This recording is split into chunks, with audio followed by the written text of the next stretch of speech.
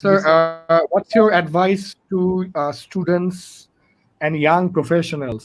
Like আমি টিজি কথা বলছি ধরেন 18 থেকে 35 স্টুডেন্টস এবং ইয়াং প্রফেশনালদের। তাদের আমি যদি স্টুডেন্টদের শুরু করি, ফার্স্ট যদি স্টুডেন্ট ধরি, তারা আগেও ভার্চুয়াল ওয়ার্ল্ডে ছিল, এখন আরো বেশি ভার্চুয়াল ওয়ার্ল্ডে চলে গেছে।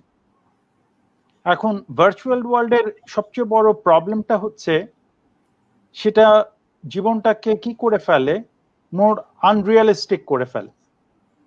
আনরিয়ালিস্টিকের পার্টের মধ্যে তারা ফেসবুকে আছে, টুইটারে আছে, ইনস্টাগ্রামে আছে। This is good, it's not a problem for them.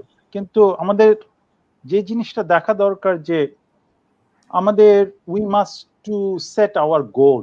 আমাদের কিন্তু কোনো সাকসেস বলে কোনো ডেফিনেশন নাই ওয়ার্ল্ডে। Success is a subjective matter, but goal is a very objective matter, and every person should have their own goal. সে গোলটা achieve করার জন্য নিজের কাছে জিজ্ঞেস করা, আমি আমার গোলটাকে অ্যাচিভ করতে পারছি কিনা। এখন সে গোলের জন্য they have to prepare themselves. ছোট ছোট শর্ট কোর্স করতে পারে। This is a huge time, ample time in this pandemic situation.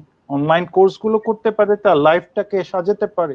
Every day they have to make their activity plan, যে আমি আজকের দিনটাতে কি করব, সেই দিনটাকে সে সেভাবে সাজাতে পারে। আমি বলছি না যে সে ফেসবুক টুইটার ছেড়ে দেয়, সেটাও তার পার্ট অফ লাইফ, কিন্তু সেটাই যেন তার পুরো দিনটাকে যেন না খেয়ে ফেলে।